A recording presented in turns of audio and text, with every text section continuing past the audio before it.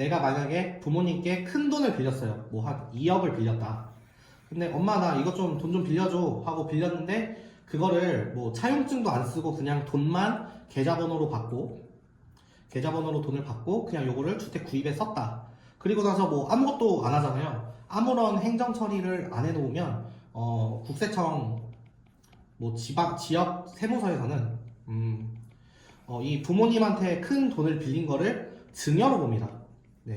예를 들어서 뭐 3억을 빌렸다고 할게요. 부모님한테 자녀가 3억을 받았어요. 받았다. 그러면은 20%인 6천만 원을 세금으로 내야 합니다. 구독자님들 기초의학 만나하셨습니까? 널 위한 행정사입니다. 오늘 영상의 주제는요.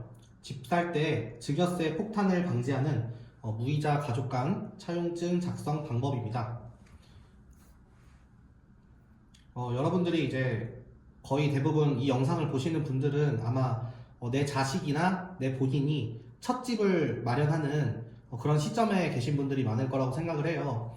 대부분 이제 내가 내 집 마련을 첫 번째로 하실 때 이제 이런 거 차용증이나 이런 거는 어떻게 써야 되지? 하고 이제 궁금해서 많이 찾아보실 것 같아서 제가 영상을 찍게 되었습니다. 요새 이제 집값이 굉장히 많이 올라갔잖아요. 집값이 굉장히 많이 올라가가지고 오로지 내가 혼자 그 청년 같은 경우에는 혼자 돈을 벌어가지고 그 집값을 오롯이 혼자 다 마련하시는 분들이 요새는 거의 없을 거라고 생각이 돼요. 요새 집을 살 때, 뭐 아파트 같은 거를 살 때 대부분 이제 몇 억씩 하잖아요. 몇 억씩 하는데요. 여기 송도는 뭐 평균 6억 정도부터 시작을 하거든요. 근데 거의 대부분 청년의 나이들이 한 30대 초에서 중반, 30대 중반에 뭐 5억, 6억 모은 사람이 있나요? 없습니다. 그리고 지금 일단은 대출도 잘 안 나오기 때문에 DSR 규제가 심해서 대출이 잘 안 나오기 때문에 결국에는 이제 부모님 찬스나 뭐 친척 찬스 뭐 이렇게 쓰게 되는 것 같아요. 그러면 있어서 이제 부모님께 돈을 빌렸는데 내가 만약에 부모님께 큰 돈을 빌렸어요. 뭐 한 2억을 빌렸다. 근데 엄마 나 이것 좀 돈 좀 빌려줘 하고 빌렸는데 그거를 뭐 차용증도 안 쓰고 그냥 돈만 계좌번호로 돈을 받고 그냥 요거를 주택 구입에 썼다. 그리고 나서 뭐 아무것도 안 하잖아요. 아무런 행정 처리를 안 해놓으면 국세청 뭐 지역 세무서에서는 이 부모님한테 큰 돈을 빌린 거를 증여로 봅니다. 네. 자녀가 부모님에게 빌린 큰 돈을 국세청에서는 증여로 보기 때문에 특히 집을 살 때 대부분 뭐 엄마한테 큰 돈을 빌리는 경우는 없거든요. 근데 이제 집을 살 때 큰 돈을 한꺼번에 이제 부모님한테 빌리게 되는데 그럴 때 빌린 큰 돈을 국세청에서는 증여로 본다. 그래가지고 이거를 증여로 안 보게 하기 위해서 여러분들이 이제 차용증을 써야 되거든요. 이 영상을 대부분 돌려보시는 분들은 이런 사전 정보에 대해서는 대충은 알고 계실 거예요. 근데 차용증을 실제로 어떻게 써야 되고 그리고 이자는 몇 %를 부모님께 납부를 해야 되고 그리고 나중에 해야 되는 행정 처리는 무엇인가에 대해서 제가 확실한 솔루션을 드리기 위해서 이 영상을 만들게 되었습니다. 그러니까 부모님이 나한테 분명히 이거는 돈을 빌려준다는 명목으로 빌려주셨는데 이거를 아무런 행정 처리를 하지 않으면 증여로 본다. 근데 증여로 보면 무슨 문제가 생길까? 그거에 대해서 일단 말씀을 드릴게요. 자, 증여로 보게 되면은 증여세를 물어야 합니다. 증여세. 근데 증여세가 어떻게 될까요? 자, 여기서 제가 설명을 해드리겠습니다. 증여세의 세율에 대해서인데요. 만약에 부모님한테 내가 1억 원 이하를 받았다. 증여를 받았다. 그러면은 세금이 10%입니다. 그럼 이 말이 무슨 말이냐면요. 부모님한테 내가 자녀가 1억을 빌렸잖아요. 그러면은 세금을 1,000만 원을 내야 돼요. 자, 이 세금 장난이 아니죠. 근데 예를 들어서 5억 원 이하를 빌렸다. 예를 들어서 뭐 3억을 빌렸다고 할게요. 부모님한테 자녀가 3억을 받았어요. 받았다. 그러면은 20%인 6천만 원을 세금으로 내야 합니다. 장난 아니죠. 근데 부모님이 이 3억을 어떻게 해요? 다 평생을 걸려서 모으신 돈일 거 아니에요. 근데 단순히 그냥 이거를 자녀한테 줬다는 이유 하나만으로 증여세를 20% 그러니까 6천만 원을 그냥 국가에다가 납부를 해야 되는 거예요. 그러면은 어떠시겠어요? 굉장히 마음이 아프시겠죠. 내가 평생을 모아서 번 3억인데 이거를 내가 단순히 자녀한테 준다는 것 이유 하나만으로 20%인 6천만 원을 증여세로 내야 한다. 근데 여기 지금 뭐 누진 공제액이 1천만 원인데요. 그러면 6천만 원에서 1천만 원을 공제해서 5천만 원을 이제 국가에다가 납부를 해야 된다는 뜻이에요, 이게. 그러니까 이거는 어떻게 해야 돼요? 이거는 내가 세금을 꼭 내야지. 내가 우리나라를 살아가니까 이 세금을 6천만 원 당연히 엄마한테 3억 받으면 5천만 원 내야지. 이런 생각을 하시기보다는 절세라고 하죠, 절세. 세금을 아껴야 한다. 그래서 이거를 어떠한 행정 처리를 하면 증여세를 납부하는 것을 최소 한도로 낮출 수 있거나 아니면 아예 증여세를 내지 않는 방법이 있기 때문에 거기에 대해서 제가 지금 설명을 드리려고 합니다.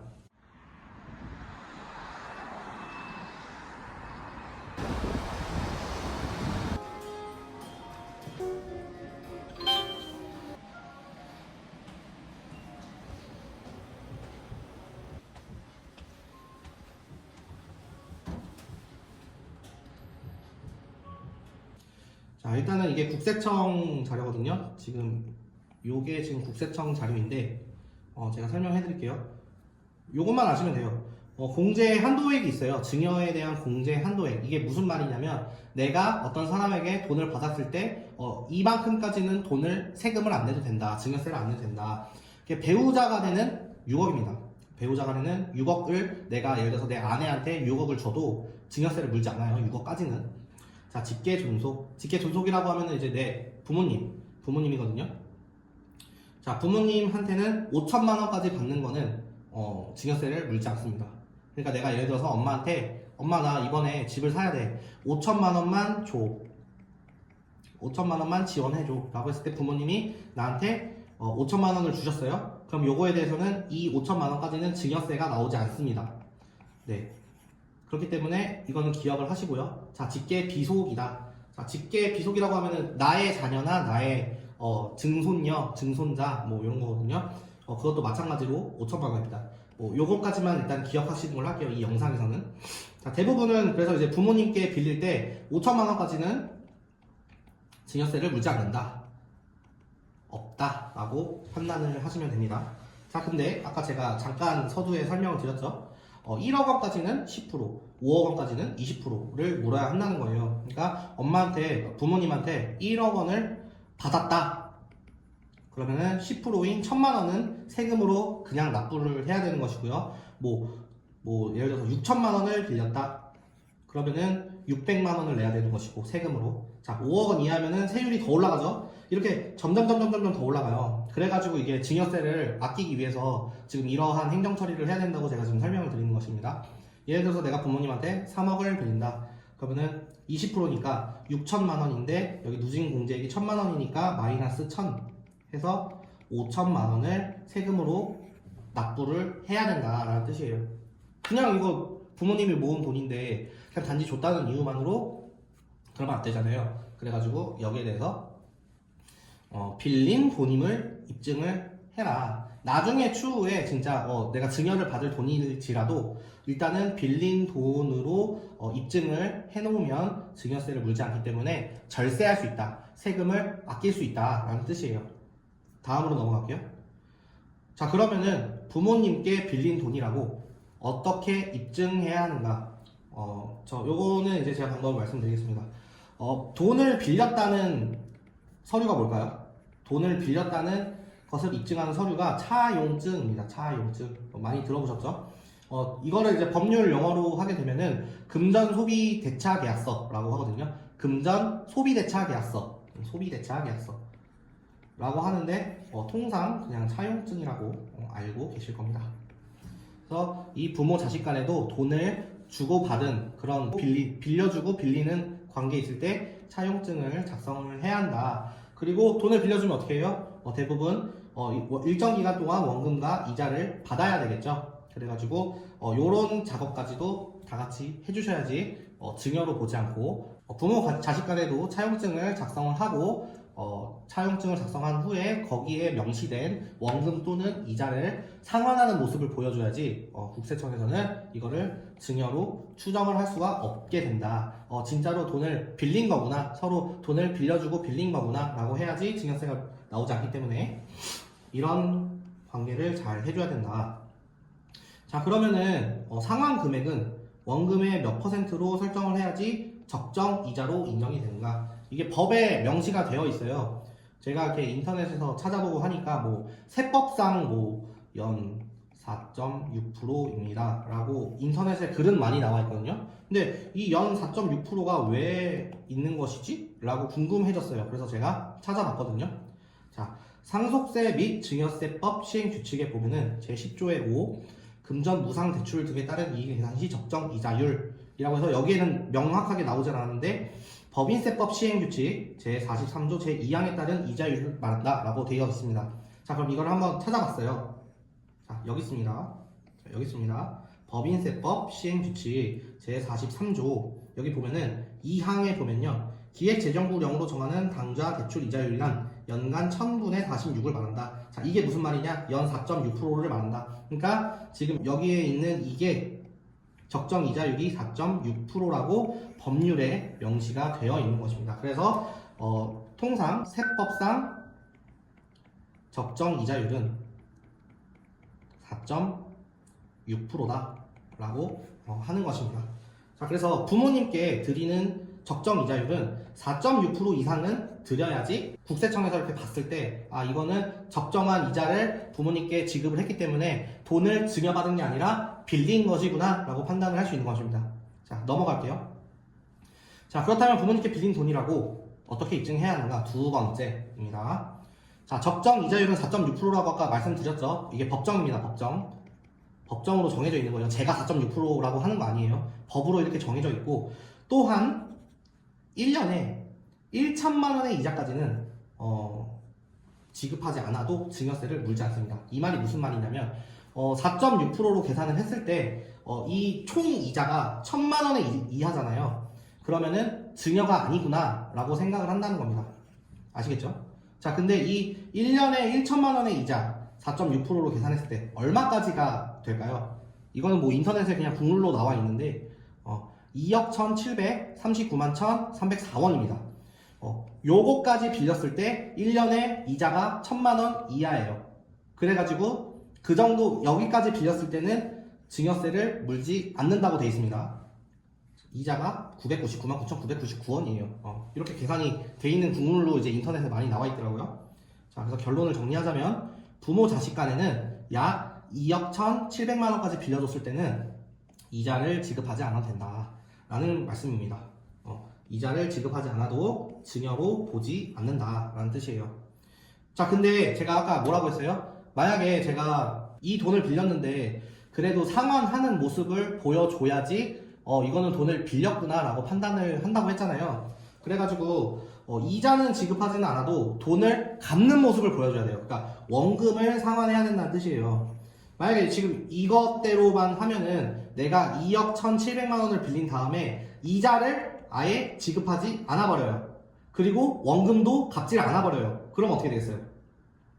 그러면 그냥 뭐 너 사실상 돈을 부모님한테 증여받은 거잖아 라고 한다는 얘기입니다. 그래서 증여세를 추징받을 수 있기 때문에 원금을 상환을 하여야 한다. 근데 이 원금을 어떻게 할까요? 4.6%로 계산을 해서 원금을 상환을 해라 라는 말입니다. 자, 부모님한테 빌린 돈에 이자를 붙여서 드리게 되면은 어떻게 되냐면요, 부모님이 이자소득세를 신고를 하셔야 돼요. 홈택스에다가 이자소득세를 신고하셔야 되는데 이 금액이 25%입니다. 무슨 말이냐면 내가 엄마한테 돈을 빌려가지고 내가 매월 뭐 원금 50만원에 플러스 이자 10만원이라고 쳐볼게요. 그러면은 엄마가 총 월 60만원을 받고 계시잖아요. 근데 이자가 10만원이죠. 그럼 이 10만원에 대한 25% 그러면은 25,000원이 되겠죠. 이 25,000원을 세금으로 그냥 납부를 하셔야 돼요. 이자로 인해서 돈을 벌었다 라고 해가지고 세금으로 납부를 해야 됩니다. 근데 예를 들어서 이자가 100만원이다. 월 이자가 100만원이에요. 자, 그러면은 25%면은 25만 원을 내야 되겠죠? 부모님이 이걸로. 그러면 이거 돈 아깝잖아요. 그죠? 돈이 아깝잖아요. 자, 그래서 우리가 어떻게 해야 되냐. 자, 1,000만 원까지는 이자를 지급하지 않아도 증여세를 물지 않아요. 그리고 적정 이자율은 4.6%예요. 자, 그러면 어떻게 해야 되냐? 자, 이자는 무이자로 해버려요. 무이자로 설정하고 원금을 4.6%로 갚아 나가면 증여로 볼 수가 없다라는 것입니다. 자, 그래가지고 부모 자식 간의 결론은, 자, 결론을 말씀드리면 부모 자식 간에 2억 1,700만 원까지는 무이자 원금 상환 4.6%로 갚으면요 증여세 폭탄을 안 맞는다라는 뜻이에요. 그러니까 이자를 드리기에는 이자 소득세를 부모님이 또 25%를 내셔야 되니까 손실이 나겠죠. 근데 무이자로 하면은 이자 소득세를 낼 필요가 없고 그 대신 원금 상환을 4.6%로 설정을 해서 매달 부모님께 돈을 갚아 나가면 증여로 보지 않기 때문에 증여세 폭탄을 맞지 않는다. 증여세가 굉장히 높다고 했죠, 아까 제가 말로. 근데 제가 아까 그 설명해드린 거 보면 자, 공제, 증여에 대한 공제 한도액이 직계 존속이 5천만 원입니다. 5천만 원. 자, 5천만 원이기 때문에 5천만 원까지는 돈을 엄마한테 받아도 내가 돈을 안 문다고 했잖아요. 그래서 이 5천만 원까지 추가를 하면 2억 6,700만 원까지는 무이자 원금 상환으로 했을 때 증여세 폭탄을 맞지 않는다. 그러니까 이제 5천만 원은 그냥 받는 거예요. 그냥 받는 걸로 끝나는 거고 2억 1,700만 원까지 차용증을 쓰는 것입니다. 아시겠죠? 근데 무이자 원금 상환 방식으로 차용증을 써라 라는 뜻입니다. 그렇게 하면 증여세 폭탄을 맞지 않는다. 자, 차용증을 그러면 어떻게 써야 될까요? 이게 가장 중요한 거잖아요. 지금 여러분들도 이론까지는 대충 알고는 계실 거예요. 차용증을 어떻게 써야 되냐. 그리고 뭐 공적 증거 효력을 발생을 해야 돼요. 이게 무슨 말이냐면 그냥 부모님이랑 나랑 차용증만 각자 써서 나눠 갖고 그리고 내가 돈을 그냥 이렇게 갚아 나가더라도 이게 공적 증거 효력이 약간은 부족하다 이거예요. 신뢰도가 낮다는 거예요. 자, 근데 나중에 갑자기 국세청에서 진짜 이거 그때 작성하고 그때 돈 준 거 맞아요? 라고 했을 때 이 공적 증거 효력이 부족하다는 거예요. 그래가지고 뭐 요새는 뭐 우체국에다가 뭐 내용 증명을 보내놓기도 하고 그 공증사무실 있잖아요. 공증사무소. 뭐 변호사 사무소 같은데 이 공증을 할 수 있는 변호사무소가 있거든요. 거기 가서 공증 도장을 받습니다. 그러면은 이제 그것도 이제 공적 증거 효력이 발생하고요. 제가 말씀드리고 싶은 거는 행정사를 통해서 사실 확인 증명서를 발급받아도 공적 증거 효력이 발생한다 라는 것이니까요. 거기에 대해서 지금 계속 설명을 드리겠습니다. 자, 차용증 샘플. 자, 이건 제가 지금 교육용으로 그냥 만든 겁니다. 자, 2억 원을 부모님한테 빌렸다고 생각을 해볼게요. 자, 그러면은 위 금액을 채무자. 자, 채무자는 빌리는 사람입니다. 뭐 딸 이름이에요. 홍수영. 제가 만들었습니다. 그냥 임의로. 그래서 뭐 홍수영 그 채무자의 이름, 주소, 주민번호, 전화번호 이렇게 써가지고 인적사항을 명시를 해놓고요. 채권자 이제 부모님이 되겠죠. 홍나경 뭐 아빠가 되는 것 같습니다. 아빠. 자, 그래가지고 뭐 계좌번호는 뭐다, 예금주는 요거니까. 자, 채권자가 채무자에게 이렇게 돈을 2억 원을 빌려주겠다라는 차용증이에요 지금. 그래서 2023년 4월 9일에 틀림없이 빌렸고 이자는 무이자로 하고 원금 상환은 연 4.6%의 비율로 한다. 자, 이걸 4.6%를 계산을 하면요 미리 계산을 해놨습니다. 77만 원이에요. 월 77만 원을 부모님께 상환을 하는 거예요. 그리고 이자는 무이자. 자, 그러면 적정 이자율로 예를 들어서 77만 원을 했기 때문에 이거는 증여로 보지 않는다. 증여로 보지 않는다. 빌린 돈으로 본다라는 거예요. 그러니까 증여세를 안 문다. 자, 이렇게 샘플로 보시니까 좀 이해를 가겠죠.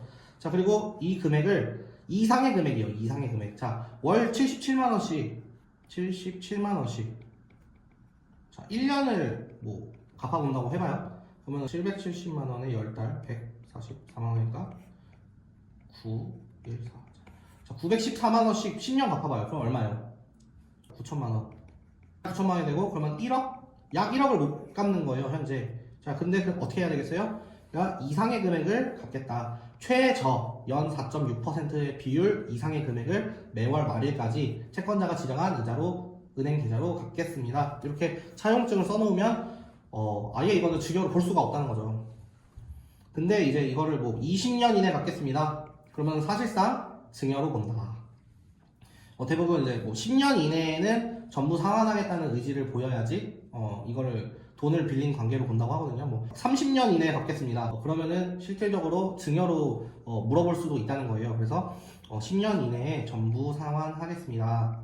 라고 해서 기간을 대부분 10년으로 국룰이에요. 국룰. 10년 이내에는 갚겠다라고 해가지고 써놔야지 증여로 피할 수 있다. 라는 금액입니다. 그래서 77만원 갚을 때도 있고 매월 뭐 한 100만원 갚을 때도 있고 뭐 120만원 갚을 때도 있고 이거는 여러분들이 자유로 하시는데 일단은 월 77만원까지는 꾸준하게 갚아 나가야겠다라는 상한 의사를 차용증에다가 적어 넣어야지 증여를 피할 수 있다 라는 것입니다. 그래서 이렇게 작성하시면 돼요. 그래서 요거 찍고 그리고 뭐 그렇게까지 할 필요는 없을 것 같긴 한데 뭐 어쨌든 인감증명서 뭐 이런 것도 인감증명서에 등록이 된 인감을 가지고 이렇게 작성을 하는 방법이 있겠습니다.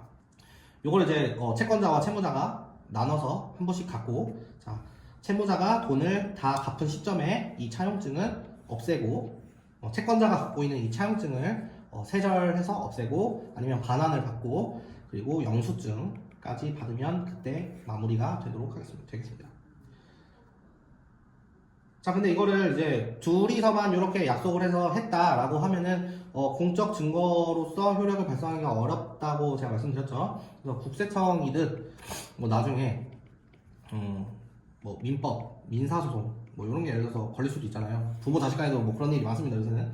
그래가지고 뭐 국세청에서 추징이 들어오거나 뭐 민사를 할 때 이 차용증은 그때 정말로 객관적으로 남의 확인도 받았다. 라는 것을 하기 위해서 뭐 내용 증명도 보내고 하는데 행정사를 통해서 사실 확인 증명서도 발급을 받을 수 있다 라고 되어 있습니다. 자, 여기 보면은 제가 만든 사실 확인 증명서인데요. 행정사가 이게 행정사법이 있어요. 그 행정사법에 의거해서 위탁받은 사무의 사실 조사랑 확인, 그리고 그거가 객관적으로 내가 사실인 것을 확인하였습니다 라는 증명서를 발급을 할 수 있거든요. 이 사실 확인 증명서는 행정사의 고유한 권한입니다. 그러니까 공증 도장 받듯이 행정사도 이런 사실 확인 증명서를 발급해 줄 수 있어요. 그냥 일반 사람들한테. 그래서 객관적으로 이제 그런 거를 판단할 수 있는 전문 자격증이기 때문에 이게 사실입니다 라고 할 수 있고, 이 사실 확인 증명서는 추후에 뭐 이렇게 제출해서 공적인 증거력이 있습니다 이렇게 할 수 있으니까요. 이런 것까지 받아 놓으면은 나중에 국세청으로부터 추징을 피하는데 아주 큰 힘이 실리니까요. 참고하시면 되겠습니다. 그래서 사실 확인 증명서 이렇게 신청이 있어서 본인이 처리한다, 이게 이제 행정사인 저거든요. 제가 제 자격증을 걸고 요 차용증은 사실입니다 라고 도장을 찍어서 하면은 공적 효력이 발생되기 때문에 그렇게 차용증을 작성하시고 법률적인 검토와 공적 증거 효력을 발생하고 싶으신 분들은 널리한 행정사에게 연락을 주시면 제가 친절하게 해드리도록 하겠습니다. 자, 결론을 요약해서 말씀을 드릴게요. 자, 부모 자식 간에 큰 돈을 오고 가는 일이 있으면은 차용증을 꼭 써야지 증여세를 물지 않는다. 이게 핵심이고요. 그래서 빌린 돈임을 입증을 하셔라 라는 내용이고, 증여세는 10에서 20% 대부분 여기에 속하겠죠. 대부분 막 10억 이상을 막 주시는 분은 거의 없을 것 같아요. 대부분 1억에서 5억 정도 돈을 내 자녀가 내 집 마련을 할 때 도와주실 것 같은데, 이런 금액을 하실 때 차용증을 꼭 쓰셔라. 근데 이거를 무이자 원금 상환의 방식으로 그 상환 금액은 연 4.6%로 설정해서 갚아 나가면 증여로 보기 어렵다. 없음까지는 아니고 어렵다 정도로 할게요. 네. 그래서 증여세 폭탄을 면하셔야 된다라는 것이고, 부모 자식 간에 1억 1,700만 원까지는 이제 그냥 무이자로 원금 상환으로 할 수 있으니까요. 그래서 행정사를 통해서 이 차용증에 대해서 사실 확인 증명서를 발급받아 놓으시면은 객관적인 공적 증거 효력이 발생하기 때문에 내가 그냥 사인 간의 계약서만 갖고 있는 것보다는 증거 효력으로 사용할 수 있다. 자, 뭐 잠깐 광고 하나만 하고 갈게요. 저랑 러리안 행정사 사무소랑 에듀윌이랑 MOU를 맺었어요. 그래가지고 에듀윌 신규 가입하실 때 러리안 행정사 추천인 코드 어드민 01Z를 입력하시면은 에듀윌에서 판매하고 있는 모든 인강, 종류를 가리지 않습니다.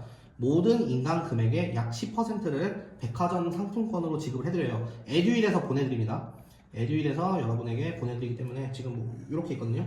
뭐 공인중개사, 뭐 전기기사, 뭐 사회복지사 1급, 뭐 행정사, 뭐 행정사도 있어요. 행정사, 세무사, 회계사, 뭐 이런 뭐 자격증도 그렇고 공무원도 하실 때 어쨌든 에듀윌에 있는 모든 인강의 10%를 추가 할인 받으실 수 있어요. 그래서 자세한 거는 영상의 고정 댓글을 확인해 주시면 감사하겠습니다.